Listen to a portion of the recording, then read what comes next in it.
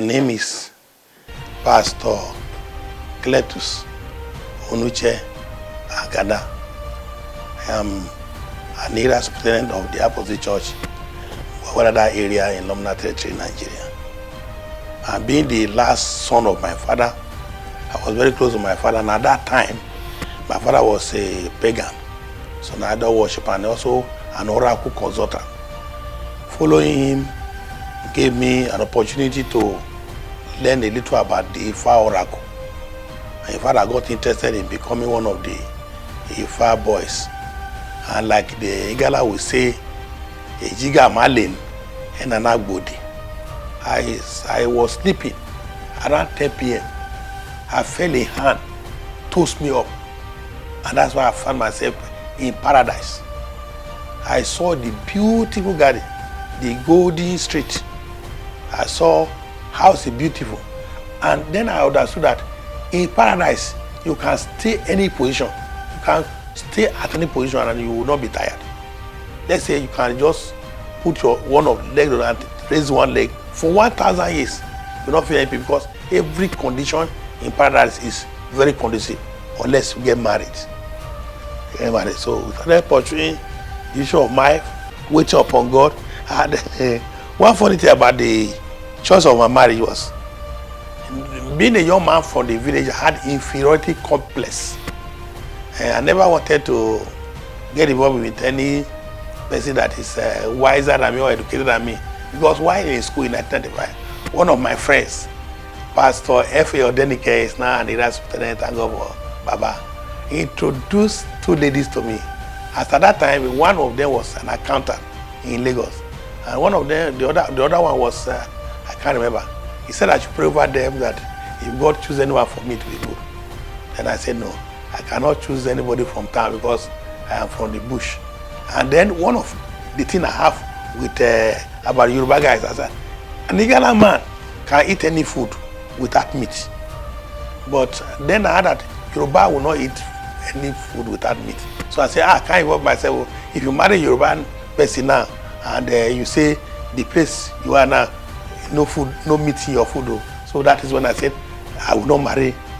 And then all along, I started praying, God, show me the wife I'm going to marry, because in the ministry, I cannot choose the wife for myself, because if I choose the wife for myself and it's not called to the ministry. So I prayed until 1997, when God revealed to me who my wife is going to be. By the time I make contact with the lady, I discovered that we had met in Nangpa around 1992. We had met there, but just briefly. So when God revealed to me, I told God that this one will be wiser than me because she was staying with her stepfather who was a soldier. So when she accepted me, we prayed. We prayed and God said I should go and inform her. I called her. I sent a letter through one of my friends. Say no, she's not interested in marrying Igala again because an Igala girl who suffered the death of her father at a young age, and said she thought that Igala people are wicked, that she will not marry Igala. But as the prayer continues, God revealed himself to her. He said in her dream, she saw herself sitting down on a stone, and one elderly person told her, sit here and wait because somebody is coming to meet you. And when the person comes, the person will tell you what you are standing here for. And in her dream, he said, she waited there for many hours and she saw me. And when I came, I said, okay, let's go. And she said, for what? Then I told her, we are going to preach in the next village. And she woke up. That was when she was convinced that I am the right choice for her. And this also was confirmed by her pastor then in Wuse 2. She worshipped at Wuse 2 then, and the pastor was Ogona, Pastor Ogona. I think it's an apostle now in the Eurovision.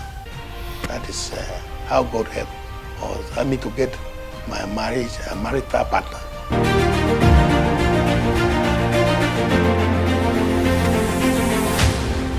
We did our wedding in 1998, May 9th.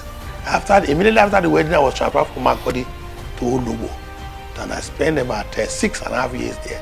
I transferred back to Makodi again, after 6.5 years. When I got married, yes, I was ordained year 2000. I was ordained as a pastor year 2000 with 9 other pastors in Makurdi area.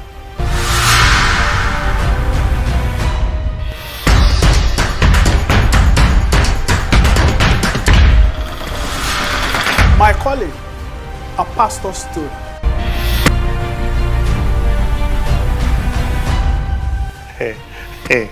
Yes, as a young man in the village, you see, in my village, being the only boy among 4 ladies, I was very proud that time, thinking that I'm the prince of the house.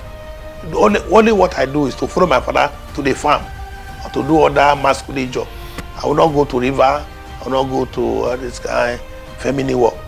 So, but when I joined the ministry and I happened to be watching my boss's cloth and even the wife cloth, pressing them, sometimes I go to somewhere to pack I will break them and sell for them.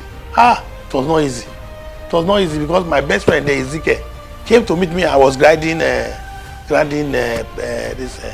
cassava flour. And he looked at me and said, Brother Cletus, you said you want to be a pastor. This job that I do is not job pastor, no. I said, this is training. You have to serve your leader. Because of the brother vowed that he will never join the ministry. And he died without joining the ministry. So, serving. Do you know that the service was tough on me one time that I had to tell my elder then over Chukuma. I said, my friend, the way this service is going, I cannot endure. I don't watch plays, I don't do this in my village. Now I'm doing all this thing. He's too cumbersome because even one of our neighbors was a Muslim opposite the opposition. Number 19 said Religious Street in Akpa. He called me and said, young boy, why are you wasting your time serving, being a slave to Iyaji? Girl, I call Yoruba Iyaji because of the way they saw them behave with us. Then they not for quarrel. They wake up in the morning and go for their training. For their trading. So they will tell themselves, Iyajimi. That is, wake me up. So my people now call them Iyaji. So he said, why am I suffering with Iyaji? That if I don't have anything to do, if I don't have anybody, I should go to Kano. That he will take me to Kano to join his son. And I said, no, this is not serving, but training to join the full-time ministry.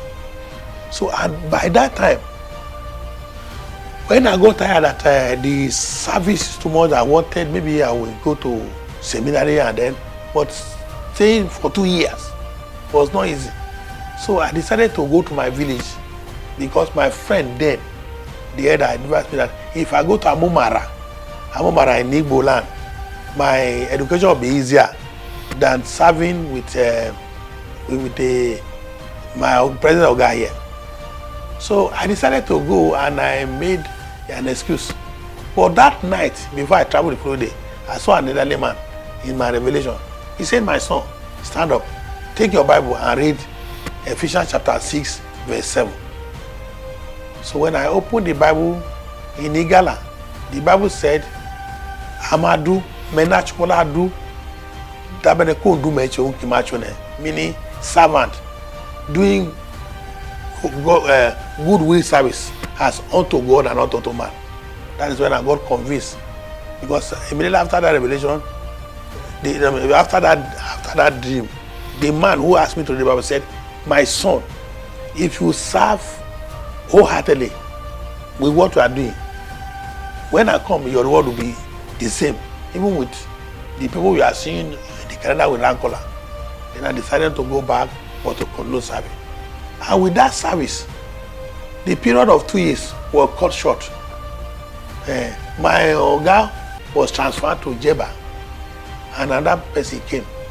And when he came, so everybody should go for interview, anybody will pick. Should go to school. I happened to even be the person that I was taking for school at that time. So then I knew that, yes, what God said I should wait or I should endure. It paid, because when I endure the suffering, the days, the years was cut short for me. So then I learned how to be patient and not to be in a hurry in life.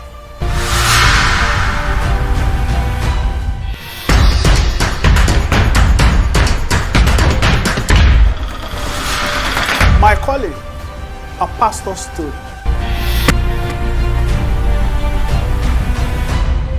Yes, while I was in my village, the time I joined the Apostolic Church and I was baptized with the Holy Spirit, I got empowered.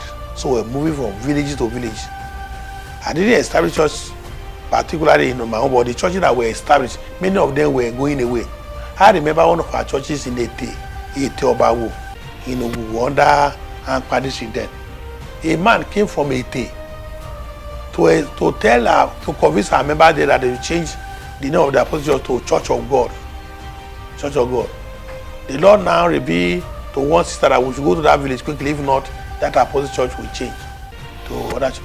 And the day I decided to go, that was the day the man came. He has written a psalm about the Church of Christ, Ete. Then I came. And when I came, the people said, very good. Their person had come from Okapu. So they want to hear from him. If not, they will go away. Because nobody visited them. So I have to sit down, discuss with the man. The man even convinced me and took me all the way to Ete and gave me Bible. That if I would join the ministry under them in Church of God, that they will take me to the Bible college, all of that.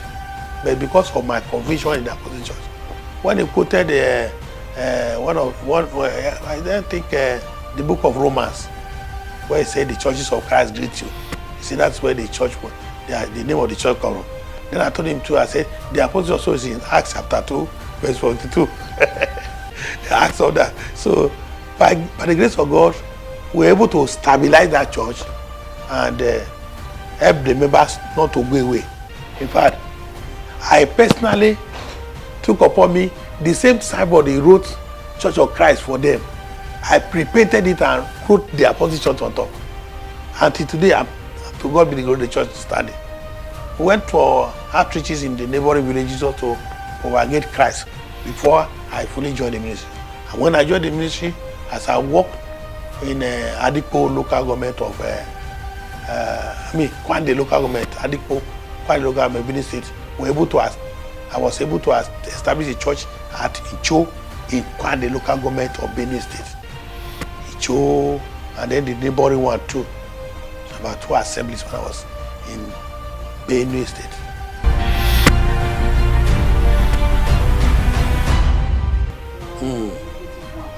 Yes, and the ministry was so challenging right from the beginning, because when I joined in 1991, I thought once you join the ministry, they will train you for some time and send you back to your village, because I was informed by one of my friends that when Deeper Life establishes a church, they make sure they train the young man from that village to take care of that church. So I was thinking that as I joined ministry in 1991, after some training, they would take me back to my village to continue the ministry. But that was not the reality of things, because after the 1991 joining of the ministry, I got admission to Honor Bible College in 1993. And after graduating in 1995, I was posted to Kura to be a learner worker in that assembly. And after about 2 years there, I was taken to Makurdi. And I found myself going far away from my village, that I thought that I would go and minister there. So challenges of the distance from my own hometown, where I was thinking that I would be able to penetrate to the neighboring village around to establish a church. Before I know it, from Makurdi, I found myself in Lagos. From Lagos, I found myself in Benin. From Benin, I found myself in Bauchi.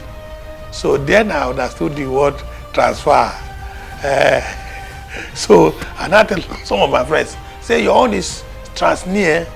It is me that is expressing transfer, because from one far end to the other. And then it also disturbed my children's education. Because when my children will graduate and be in this, we start one school, before you know it, we are transferred and coming to meet a new environment. There's a place where we went there, we couldn't find school for my children. I take plus, and you know, as a young man, one of the challenges again, I joined the ministry at age 19. I've not been able to work to save money. Just left a commercial school, joined the ministry. It was not easy at all. Not easy. Sometimes we have to fast, go on empty stomach. To God be the glory. I remember a time in Adikpo in Benue State. From June to September, we only eat once in a day. And that is Akpu, I remember it's Akpu for 3 months. I cried, my wife cried, and at that time my wife was even pregnant for her first daughter. So I cried. So when I prayed, God told me something. He said, I want to train you. So you must pass through this so that you will know how to encourage others. And one particular challenge that I cannot forget is 1997 to 98 when I was preparing for my marriage. My marriage was about 3 months to come. An armed robber attacked the opposite church, 46 Akpa Road, Makodi. I cut away with 4 fans, 4 ceiling fan in the church, some instruments, and even myself. I was robbed of 21,000 as at 1997. Things were tough. I prayed, I cried, I wept. But at the wrong road, the Lord told me that I had deliberately allowed this to happen to prepare you so that you can counsel young people who want to go into marriage. That is not easy. That they need prayers, prayer and fasting to secure a God-given marriage. Those are the challenges.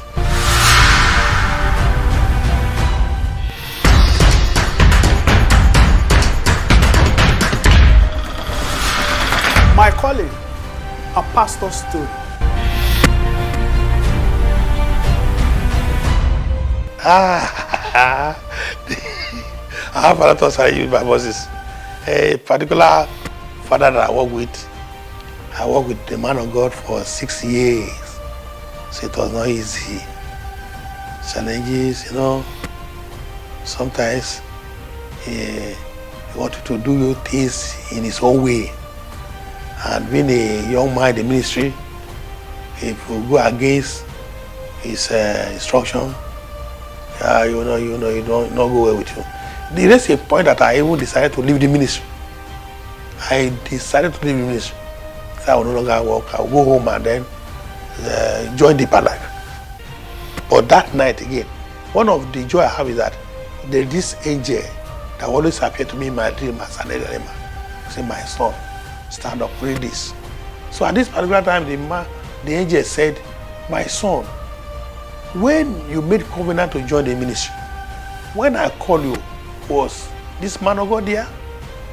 So since he was not there, when I called you, why will you, because of one man of God, leave the ministry now?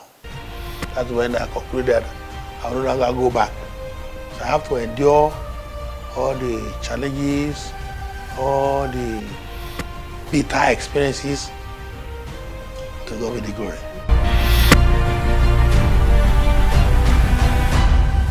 There was a particular day that I was asked to give account. That is, being the area headquarter, when the district pastor come, I have to give them the income and expenditure of my own district center as the district secretary, so they can balance the account. According to the instruction I was given, I have to give their income and expenditure to my district apostle, which is the area superintendent. Then he will present it to the area district pastors before they. So, but this time around, the area finance secretary in the district pastor pestered me, and I have to give him the expenses and the income and expenses of my own district. But when my boss got to know about it, he was so bitter.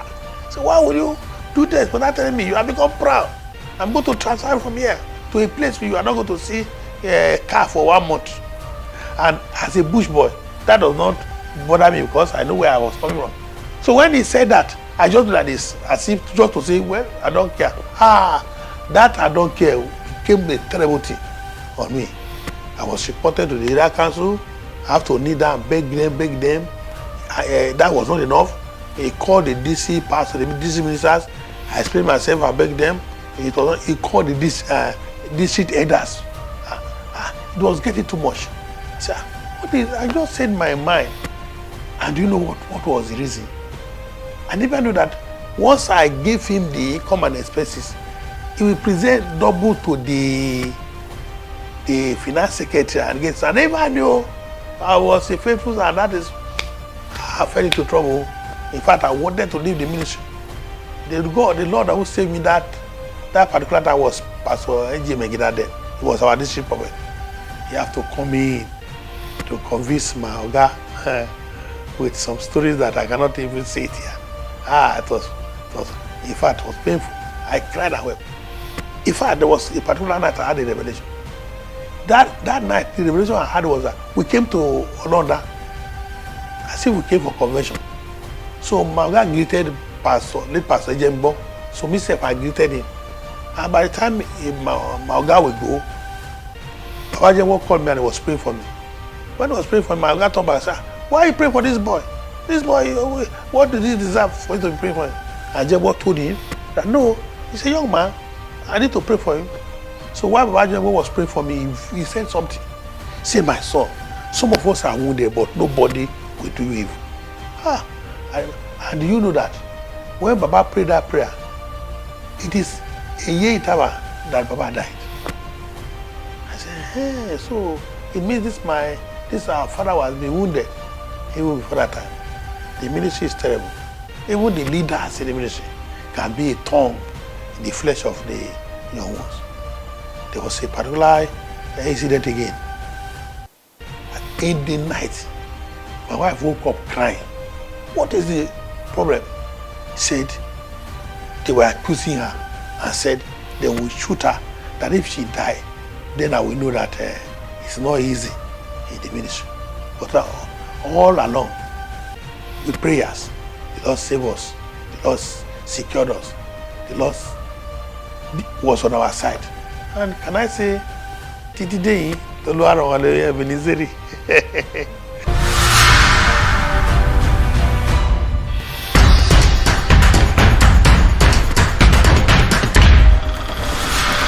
My calling, a pastor's story.